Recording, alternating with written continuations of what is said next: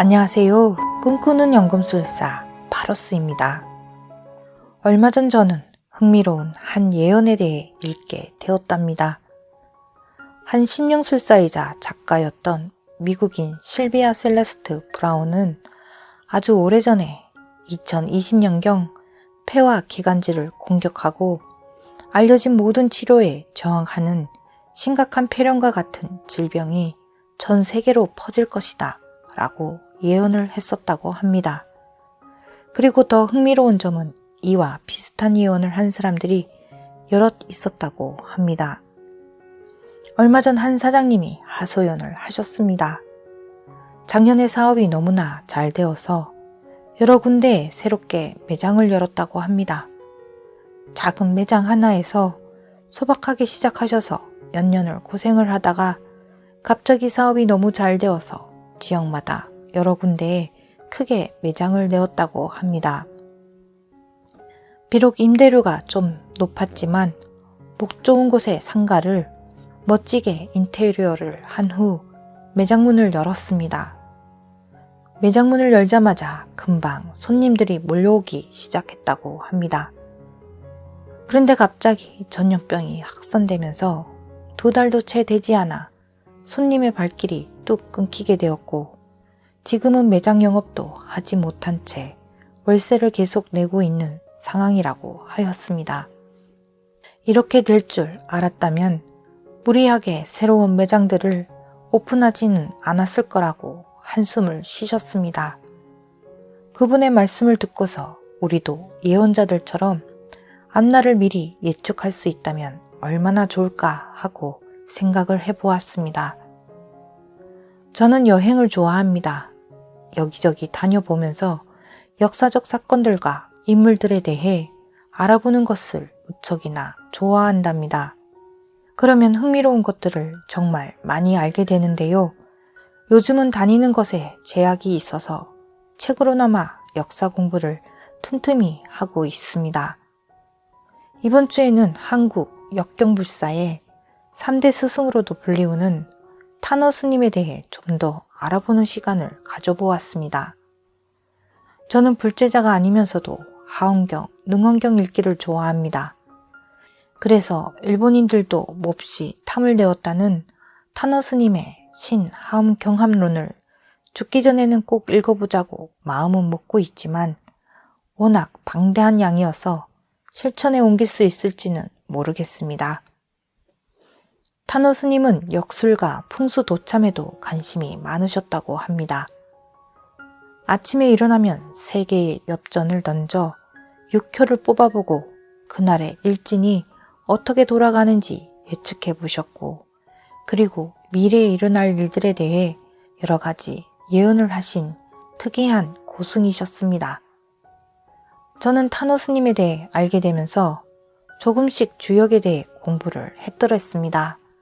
그런데 주역 공부를 하다 보니 이 또한 마음 공부라는 것을 알게 되었습니다.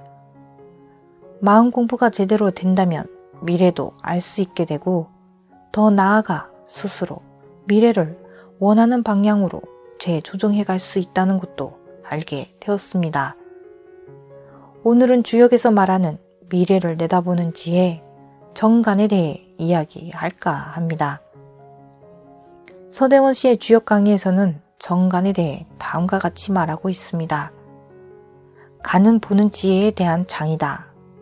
본다는 말에는 눈으로 대상의 존재나 형태의 특성을 파악한다는 뜻도 있지만 읽는다, 알아챈다, 헤아린다는 뜻도 포함되어 있다.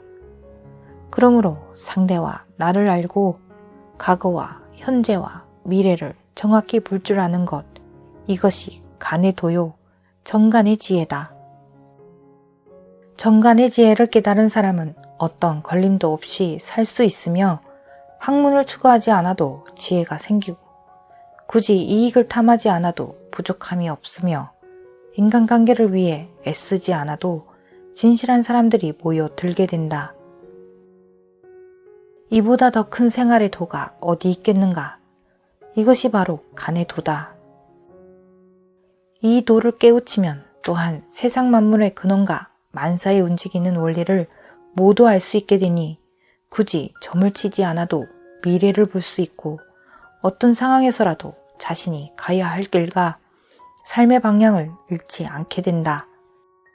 그야말로 거칠 것이 없는 삶을 살 수 있게 되는 것이다. 주역 강의에서 서대원 씨는 이런 삶을 살게 해주는 지혜를 얻는 데 있어서 주역이 큰 도움이 된다고 하였습니다. 그렇다면 주역에서는 어떻게 하면 우리가 정간을 얻을 수 있다고 하는 것일까요? 주역에서는 3가지의 간의 지혜가 있다고 했습니다. 간화생, 간국지강, 간기생이 바로 그것입니다. 간화생은 자신을 보는 눈이며 간국지강은 나라의 미래를 보는 눈이며 간기생은 자신의 덕행을 보는 눈입니다. 이 3가지 간의 지혜를 갖추게 되면 어떠한 상황에서도 가야 할 길을 잃지 않는 인생의 지혜, 어떤 어려움에 처하더라도 이를 타개하고 전진할 수 있는 삶의 지혜를 얻을 수 있다고 서대원 씨는 말합니다.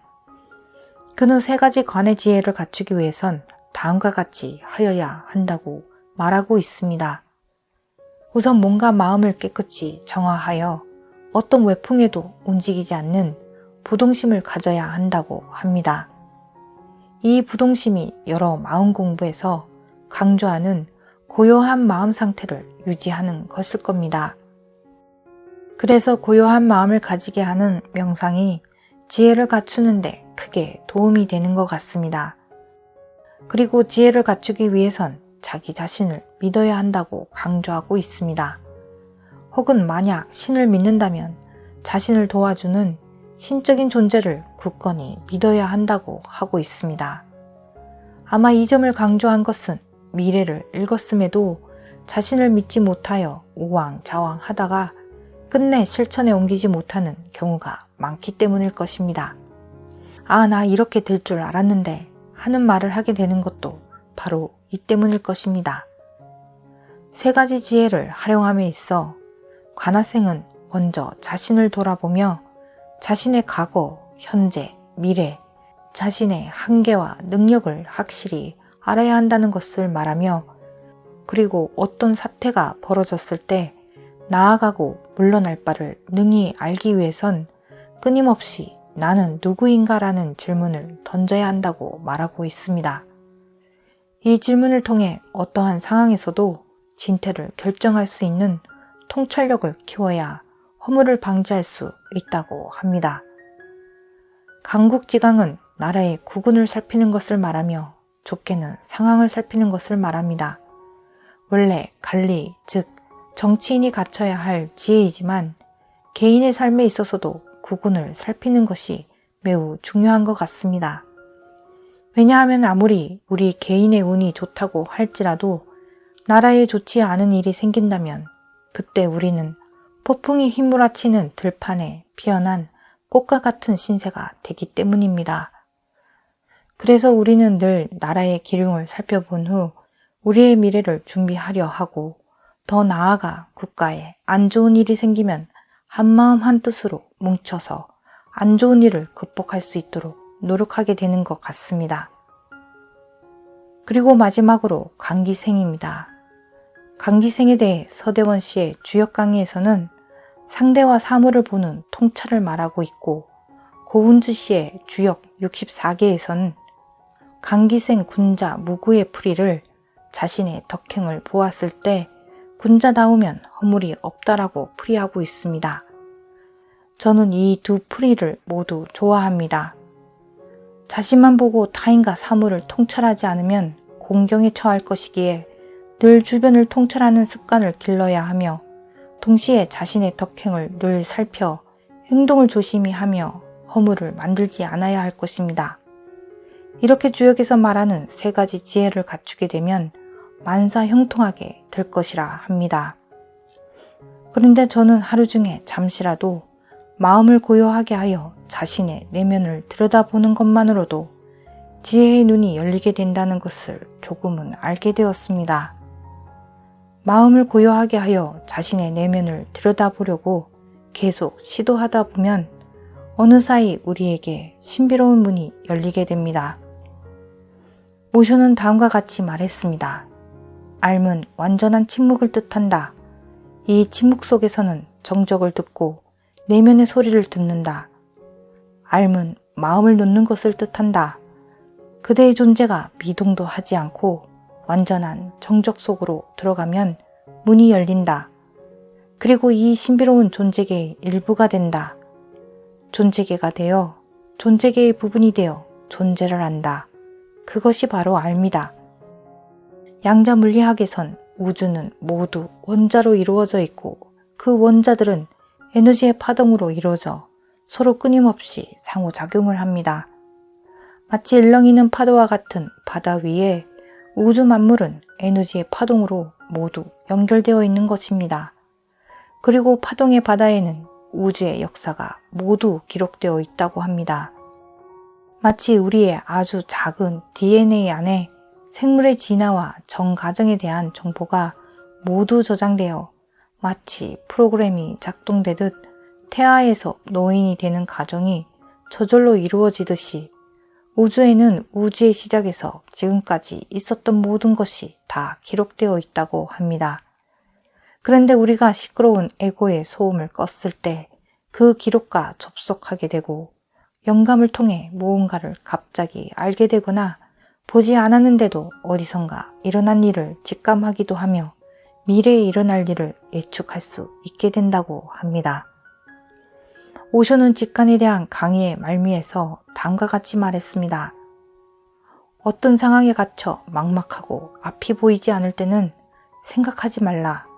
다만 생각 없는 상태 속으로 깊이 들어가 내면의 인도자가 자신을 인도하게 하라. 처음에는 물론 불안하고 두려울 것이다. 하지만 오래지 않아 바른 결론, 바른 해결책에 도달할 것이고 용기와 신뢰가 배가 될 것이다. 지혜는 가슴에서 나오지 머리에서 나오지 않는다. 지혜는 존재의 가장 깊은 곳에서 나오지 지식에서 나오지 않는다. 존재가 인도하는 곳으로 흘러가라. 설령 그것이 나를 위험으로 인도한다 해도 그것은 나와 나의 성장을 위한 길이 될 것이다. 존재를 따르라. 신뢰하라. 함께 가라. 아무쪼록 여러분 내면의 인도자를 만나보시는 시간을 가져보시길 기원드리며 꿈꾸는 연금술사 파로스였습니다.